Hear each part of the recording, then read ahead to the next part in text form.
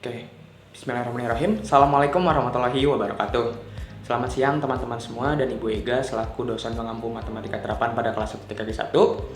Izinkan kami dari kelompok 8 untuk menjelaskan penerapan matriks pada teknik sipil. Adapun untuk anggota kelompok kami, yang pertama itu ada Adam Julianto, yang kedua itu ada Anissa Mahadewi, dan yang ketiga itu ada saya sendiri, yaitu Zalfa Faida Fanzan. Oke, kita masuk ke dalam pengertian matriks. Matriks adalah angka-angka yang disusun sedemikian sehingga menyerupai persegi panjang berdasarkan urutan, baris, dan kolom. Angka-angka yang menyusun matriks disebut sebagai unsur atau elemen. Umumnya matriks berada di dalam tanda kurung dan dinyatakan sebagai huruf kapital. Sementara itu, unsur atau elemen dinyatakan sebagai huruf kecil serta memiliki indeks. Indeks tersebut menyatakan letak baris dan kolom unsur. Baris adalah susunan angka yang arahnya horizontal atau mendatar. Nah, kita mungkin langsung masuk aja ke inti pembahasannya, yaitu penerapan dalam teknik sipil. Ada 6 di sini, yaitu presentasi matematis, analisis struktural, pemodelan jaringan, estimasi biaya konstruksi, estimasi waktu pengerjaan proyek, dan analisa keandalan.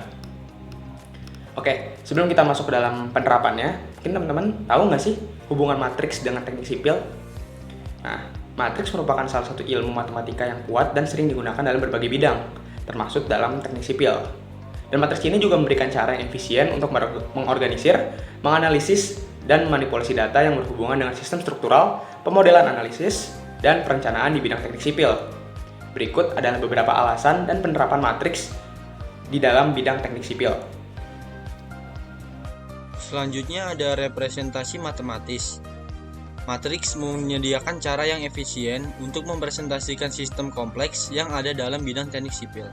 Sistem struktural, jaringan transportasi, sistem air, dan banyak elemen lainnya dapat direpresentasikan menggunakan matriks. Representasi matematis ini memungkinkan engineer sipil untuk menganalisis dan memanipulasi data dengan lebih mudah. Selanjutnya ada analisis struktural. Matriks digunakan dalam analisis struktural untuk memodelkan perilaku struktur. Matriks struktur memungkinkan insinyur untuk menganalisis interaksi antara elemen struktural seperti balok, kolom, dan pondasi. Dengan menggunakan matriks, perhitungan terkait deformasi, tegangan, kekakuan, dan faktor-faktor lainnya dapat dilakukan dengan lebih sistematis. Selanjutnya ada pemodelan jaringan. Dalam teknik sipil, jaringan transportasi seperti jaringan jalan, saluran air, atau jaringan distribusi listrik perlu dianalisis dan direncanakan dengan cermat. Matriks digunakan untuk memodelkan hubungan antara simpul dalam jaringan tersebut, aliran yang melewatinya, dan batas-batasan yang relevan.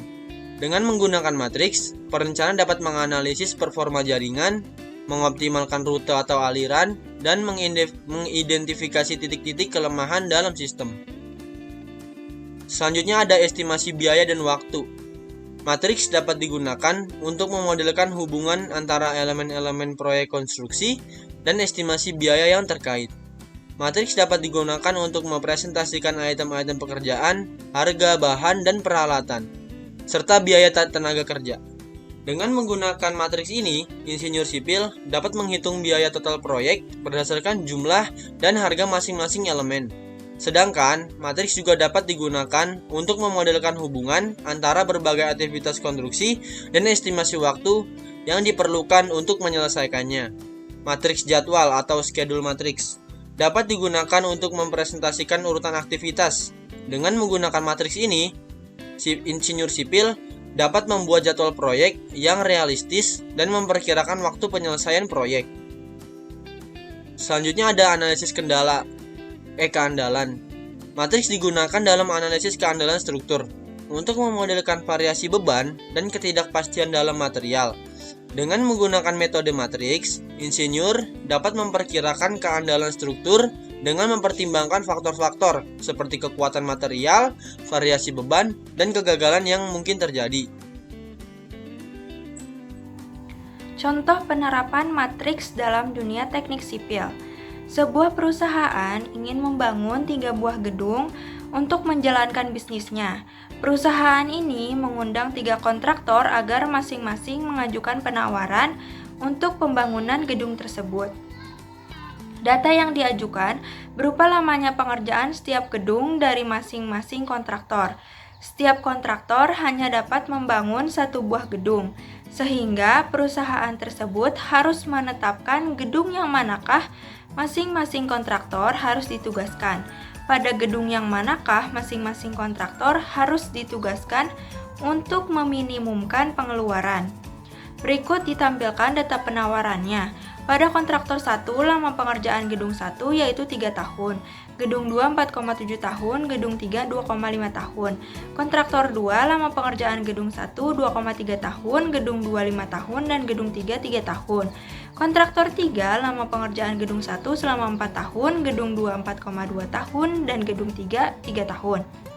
Untuk menyelesaikan masalah ini, data penawaran dapat dinyatakan dalam matriks 3x3, maka akan terdapat 6 kemungkinan penugasan dan penyelesaian yang dapat menggunakan metode langsung dengan pendekatan determinan dengan menghitung biaya masing-masing penugasan tersebut dengan tidak melibatkan entry pada baris atau kolom yang sama.